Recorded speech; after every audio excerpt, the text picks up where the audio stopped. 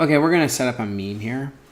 And right on the website, you can see anytime you're thinking of making a Facebook cover photo or meme dimensions, the tip is to double up the dimensions. So I'm going to make a square meme, and I'm going to double those to 1400 pixels by 1400 pixels. I have opened up Photoshop here. If I just right click on the top part of the window here, image size, you can see that I set up this ready for my meme at 1400 by 1400 pixels at 72 pixels per inch. I'm going to turn this into a multi-lesson of sorts here. Yes, this is a slightly embarrassing photo of me trying to be fun. In class, a student of mine brought in a gold and white microphone. Actually, this gold and white microphone was a portable karaoke machine. I thought that was way too much fun. So, I don't know, I'm going to make a drop the mic meme here. So just let me pull this image over here. You can see that it's way too big. So whenever I'm working in Photoshop, I don't really like working in this window or this screen. I like doing full screen. If you just hit the F button, you'll toggle between different screen modes. That last F button is 3 times. It cycles through 3 things. The last one has no tools or anything up at all. There you go, and then that one locks you into that window.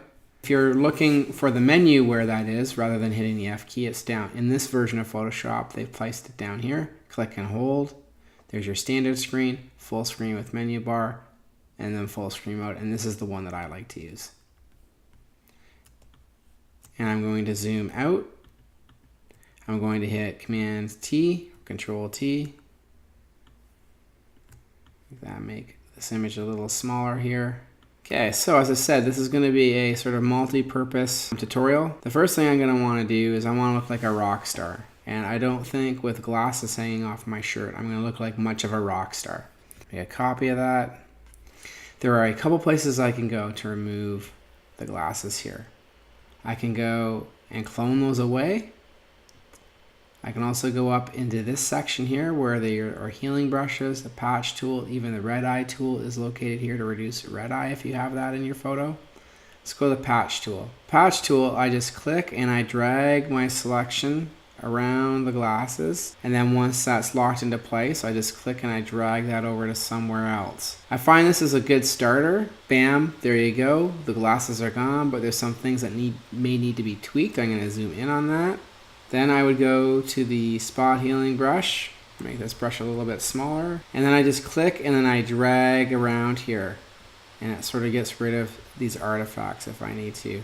This is also a good retouching technique too. Like, let's go up to my face for instance. If I wanted to remove some blemishes, you just click, click, so you can remove pimples and blemishes from people's faces very quickly. And that's actually looking pretty good, except I've got part of this pocket over here that I want to get rid of. So I'm just going to show you how the clone works. Select the clone stamp tool, hold the Alt key down, select an area, and then just click. Alt and click. And make it a little bit smaller here. Maybe reduce the opacity of the clone stamp to make it a little bit more subtle. Alt click, hitty click. Forward.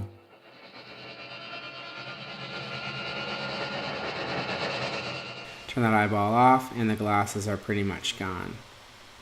So if I was being really picky and wanted to extend the lines of the collar down here, there's a couple ways that I can do that. I like using the lasso tools.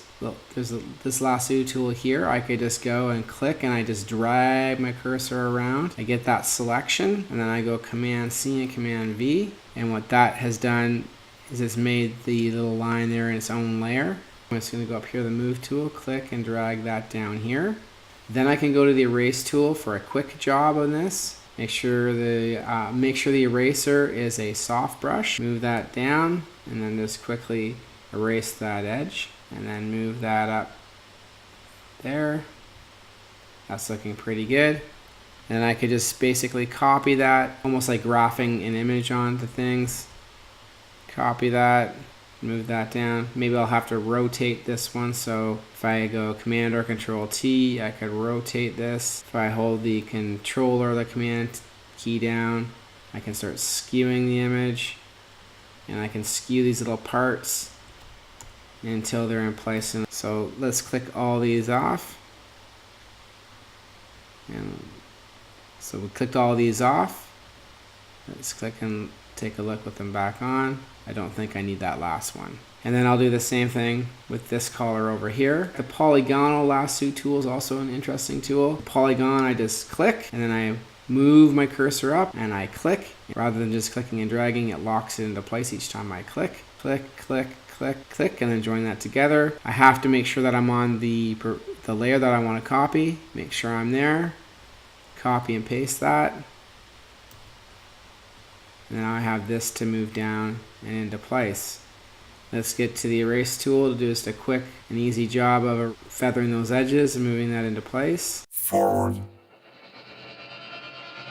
I'm going to select those, right click, merge layers, look at the before, look at the after. Now I'm going to look like a rock star, hopefully without my glasses. Just to show you one more time, if I wanted to keep this door in place but wanted the door to look less grungy, look at the power of the spot healing. I just click and I drag on that door and I get rid of those spots. So just imagine photo retouching with these capabilities. If I want to get rid of the door handle, patch tool.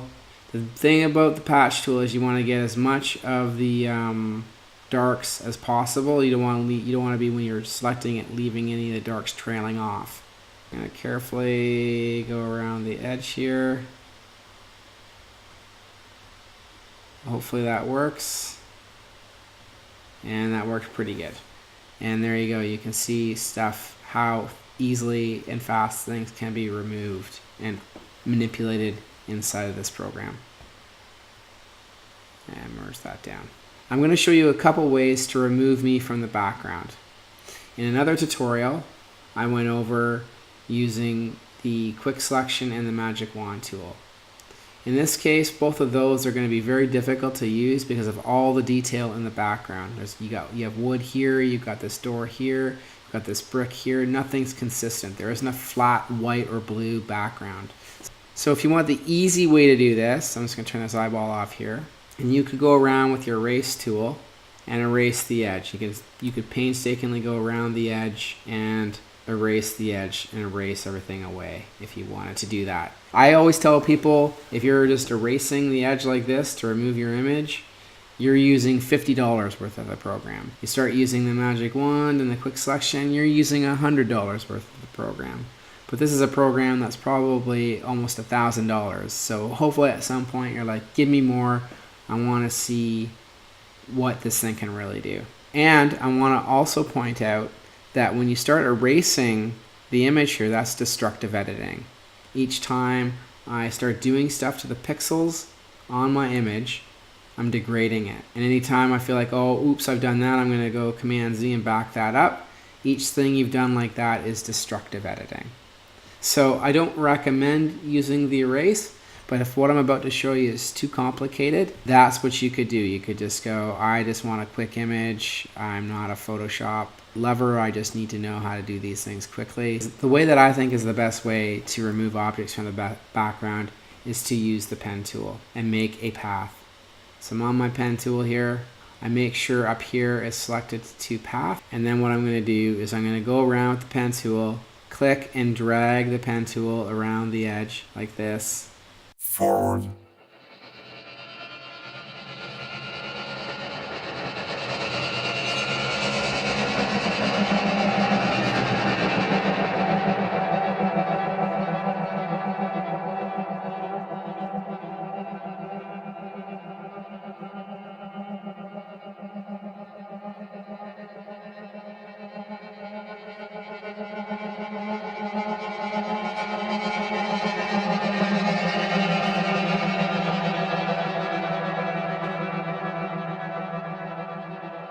Okay, here I am.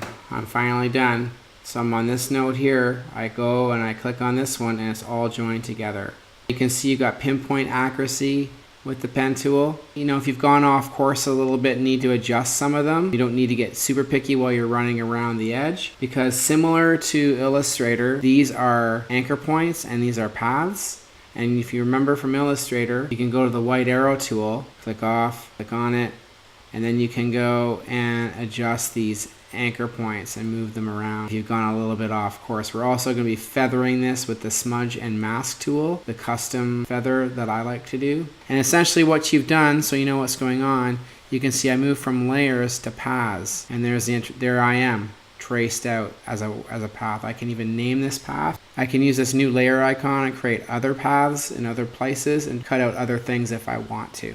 When I'm done that, I highlight the path here, hold the command or the control key down and click. And now you can see there's the dancing ants. And similar to all the other feathering and that type of thing, copy and paste that. Go back to the layers and you can see that I have pasted myself into a rock star pose without the background. So I'm off the background and I can put anything I want back here. And then when I'm over here, I'm going to command or control click the layer and bring that selection back up. Then I'm going to click down here on the mask, and then you can see that a mask has been put around the edge here, kind of clipped around the edge. And then what I like to do is go to my smudge tool. Make sure you're not over here on the layer. Make sure you are on the mask, highlighting the mask. You don't want to smudge the photo. And then I can go around with my smudge tool and just give that a custom feather to make it look really realistic. Forward.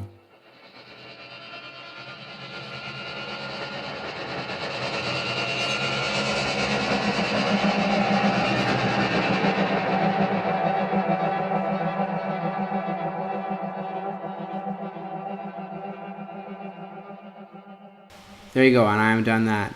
And the really nice part of using the mask in this way, right click, I can disable the mask, right? And this is non-destructive editing. I haven't erased anything, I haven't done anything, I've just placed a mask on it. When I'm ready, I can apply that mask, and there's my feather applied. A couple other quick things, I'm just gonna go down here. I'm gonna need to throw away levels on there. Forward.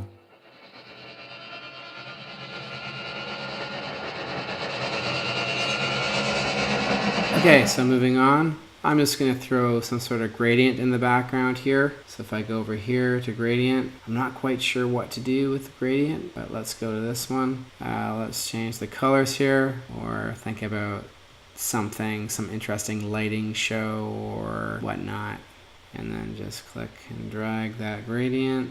There you go, look at that gradient. I am looking pretty rock and roll, or pretty cheesy, one or the other. I'm going to make another layer here. I am going to go to this marquee tool, select the elliptical marquee tool. I'm going to add a little button or something in the side.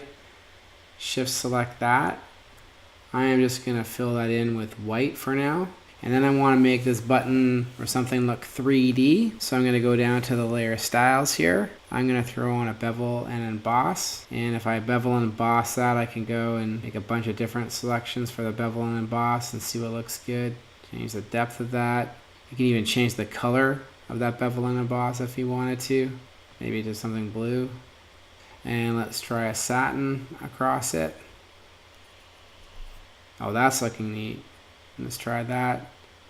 Maybe change the color of this a little bit. Okay, let's amp things up a little bit. Let's see if I can get outer glow looking good. I'm just gonna put this on normal for a second. Let's try matching that blue color down there. There we go. So nice. So threw on a bunch of effects that are really making that look like an interesting, I don't know what's going on there, but there it is.